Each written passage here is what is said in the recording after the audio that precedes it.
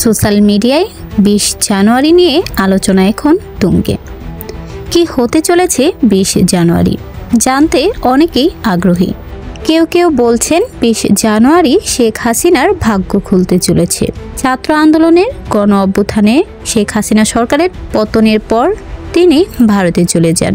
এরপর থেকে নরেন্দ্র মোদী সরকার শেখ হাসিনাকে নিয়ে একটি টু শব্দ পর্যন্ত করেনি। তাহলে 20 জানুয়ারি মুখ খুলতে চলেছে ভারত। কেন? 20 জানুয়ারি কি হবে? হাসিনা সরকার ক্ষমতায় থাকাকালীন মোদী সরকার তাকে নানা রকমভাবে সাহায্য সহযোগিতা করেছে। 5 আগস্ট ভারতে পালিয়ে যাওয়ার পর শেখ হাসিনা এখন পর্যন্ত ভারতেই আছে। তাকে দেশে ফিরিয়ে আনার অনেক চেষ্টা করলেও ভারত সরকার তাতে বাধা প্রয়োগ করেছে এবং শেখ হাসিনা এখন পর্যন্ত ভারতে অবস্থান করছে। তাহলে 20 জানুয়ারি কি শেখ হাসিনা দেশে ফিরতে চলেছে? এর দিকে তাকিয়ে আছে গোটা বিশ্ব। আসল ঘটনার দিকে তাকালে দেখা যায় 20 জানুয়ারি শপথ গ্রহণ করতে চলেছে মার্কিন নবনির্বাচিত প্রেসিডেন্ট ডোনাল্ড ট্রাম্প।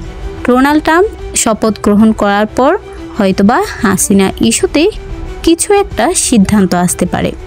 এদিকে তাকিয়ে রয়েছেন মোদী সরকার এবং শেখ হাসিনা নিজেও।